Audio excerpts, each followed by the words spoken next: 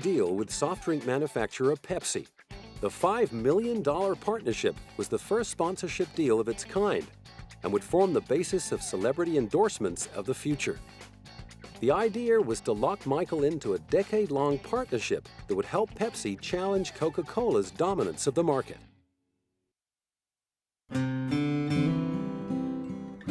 Sadly, however, the plan was about to go very wrong.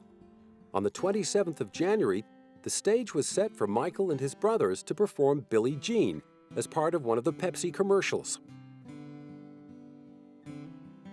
During filming, a pyrotechnic effect went wrong. The explosion showered Michael with sparks, setting fire to his hair. 3,000 fans watched in shock as paramedics covered his head and carried him away to hospital. He came out between these things that exploded like fireworks, and then it looked like the sparks came down on his hair, and he was shaking his head like he thought something was in his hair. And then everybody jumped on him and started squirting water on him, and he got up like he didn't know what was happening, and they took him off.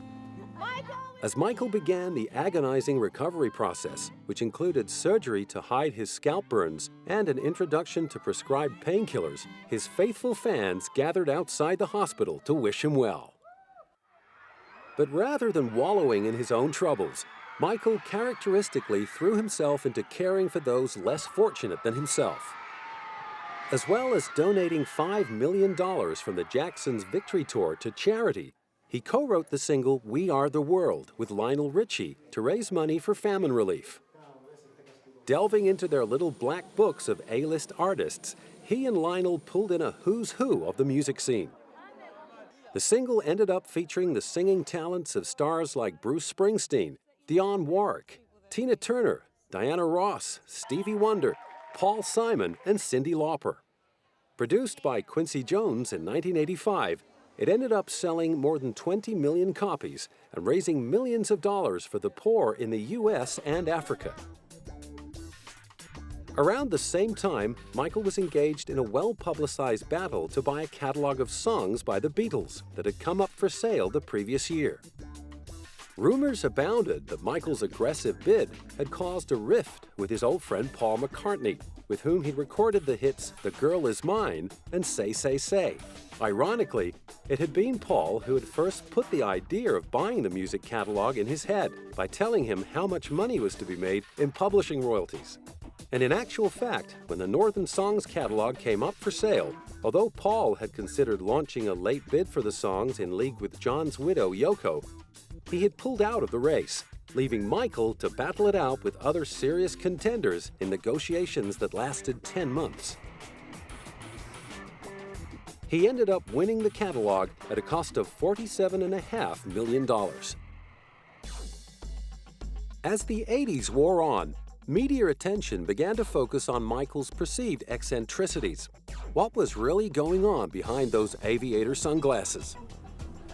First, there was his pet chimp, Bubbles. Then there were reports that he slept in a hyperbaric chamber, talk of plastic surgery, and rumors he bought the bones of the Elephant Man. Many of the rumors were claimed to have been leaked to the press by Michael's own publicists.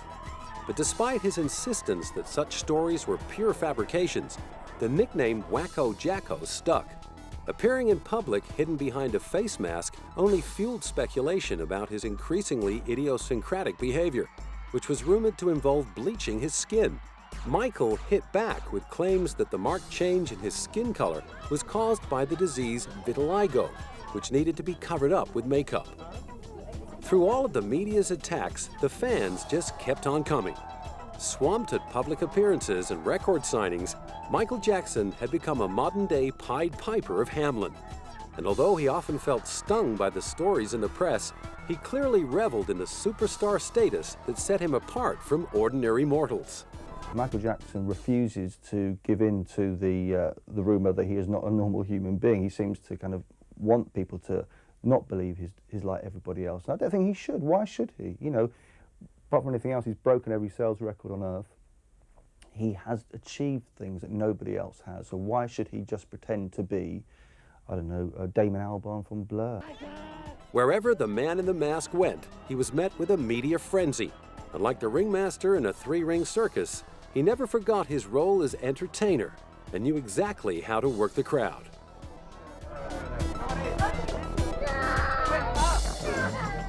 Whether popping in to share an intimate photo opportunity with children at a local hospital, making a dash for the limo in front of the paparazzi, or entertaining his beloved fans from the roof of his hotel building, the king of pop never failed to turn on the charm.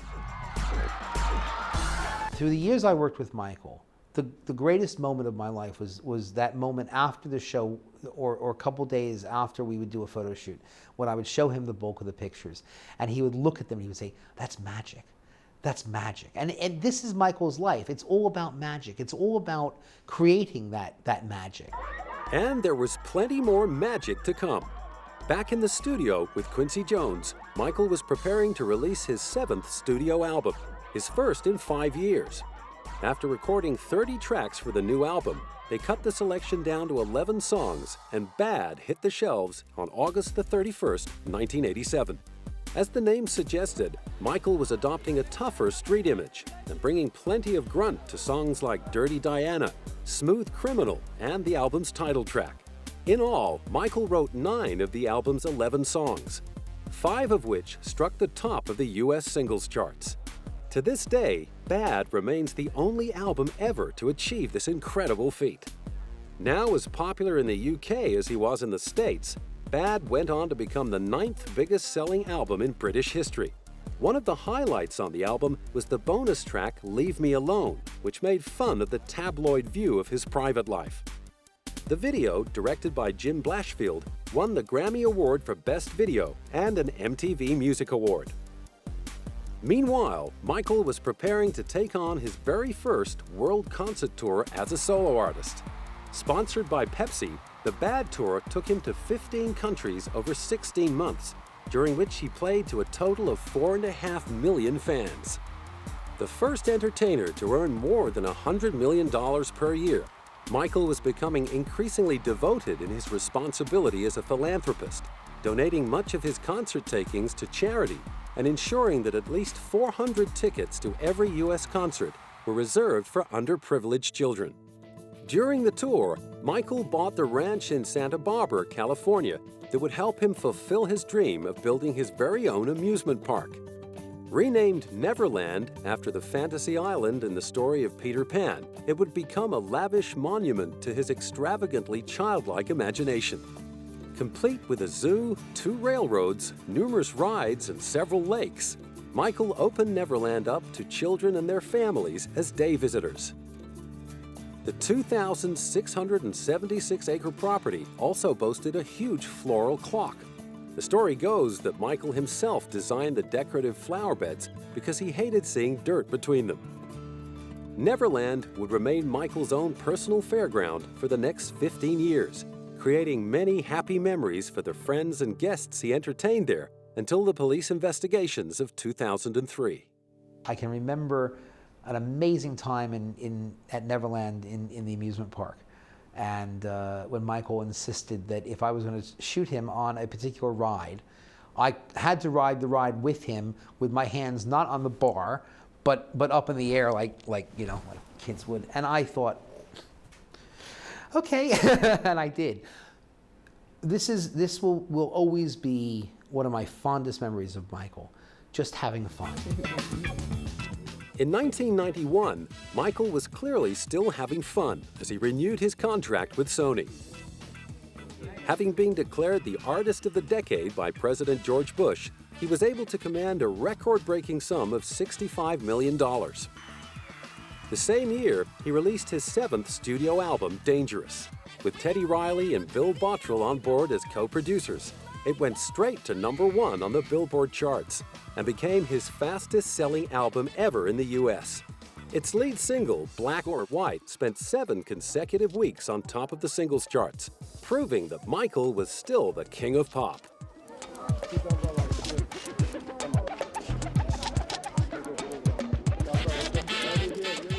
Meanwhile, in the UK and Europe, the album's biggest-selling single ended up being the charity anthem, Heal the World, which also became the name of the charitable foundation Michael set up in 1992. To heal the world, we must start by healing our children. Today, we come bearing gifts for the children of war-torn Sarajevo. In 1992, Sarajevo has become a symbol of so much that is tragic but avoidable in our world. Prejudice and ethnic hatred, the destruction of the environment, the shattering of families and of centuries-old communities. One of the Foundation's first missions was to airlift 46 tons of much-needed supplies to war-torn Sarajevo in Bosnia. Another of Michael's early ambitions for the Foundation was to institute drug and alcohol education programs.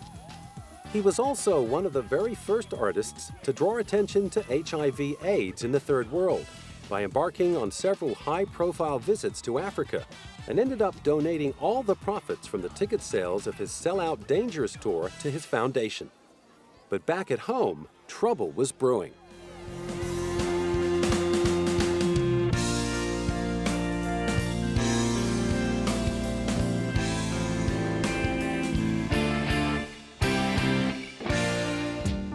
On August the 18th, 1993, as Michael prepared to start the third leg of his tour, the Los Angeles Police Department began a criminal investigation into child abuse claims. 3 days later, police arrived to search Neverland and subjected Michael to a 25-minute strip search. The media had a field day.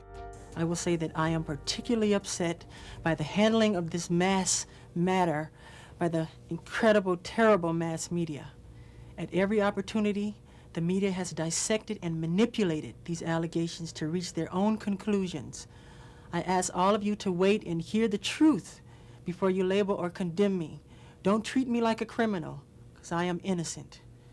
I have been forced to submit to a dehumanizing and humiliating examination by the Santa Barbara County Sheriff Department and the Los Angeles Police Department earlier this week.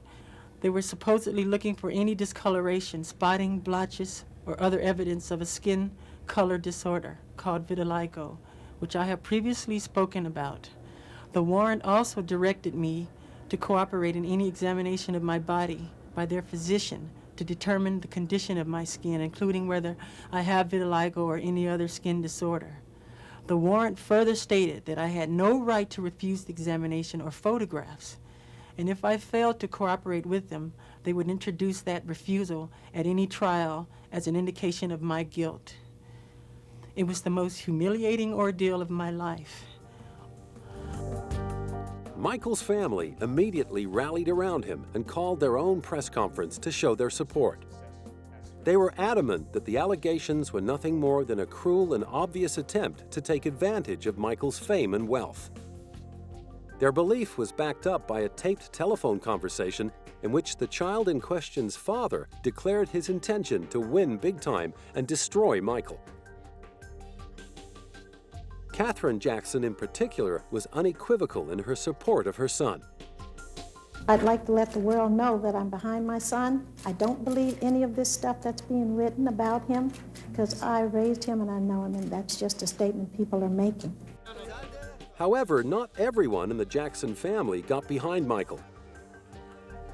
His older sister, LaToya, whom he'd neither seen nor spoken to for years, decided to open up to the press. Estranged from the rest of the family since marrying her manager, Jack Gordon, and publishing her autobiography, LaToya held a press conference in Israel and made this shocking statement. Well, I must tell you that this is very difficult for me, that Michael is my brother.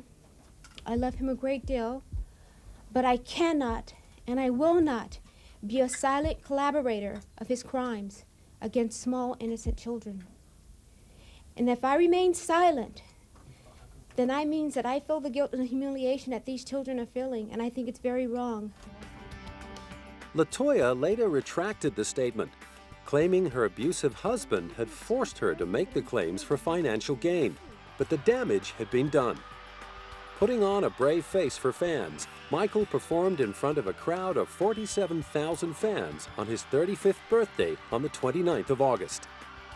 But behind the scenes, he was fighting chronic pain from an accident he'd sustained while on tour, and was so stressed out by the investigation and accompanying press invasion that there were claims he was becoming addicted to painkillers and sedatives. The next night, moments before going on stage in Singapore, Michael collapsed and, to the disappointment of tens of thousands of fans, was forced to cancel the show. The next day, he was taken to hospital to undergo a brain scan. It appears that Mr. Jackson has been suffering recently from an acute vascular headaches, which unfortunately, due to the severity this evening, caused the cancellation of tonight's performance. I was suddenly taken ill last night, and I am sorry for the cancellation of my performance, and I apologize for any inconvenience it might have caused my fans in Singapore. I look forward to seeing you at the stadium tomorrow. Thank you for your continued support and understanding. I love you all. Thank you. Michael's one source of consolation throughout the ordeal was his romance with Elvis Presley's daughter, Lisa Marie. Understanding the pressures of living under the intense glare of the media spotlight, Lisa Marie became his confidant and source of emotional support. During their many conversations over the phone, she ended up falling for him, and they were married in the Dominican Republic in May 1994. Lisa Marie has since revealed that during the marriage, a troubled Michael confessed his fears that he might come to the same tragic end as her father.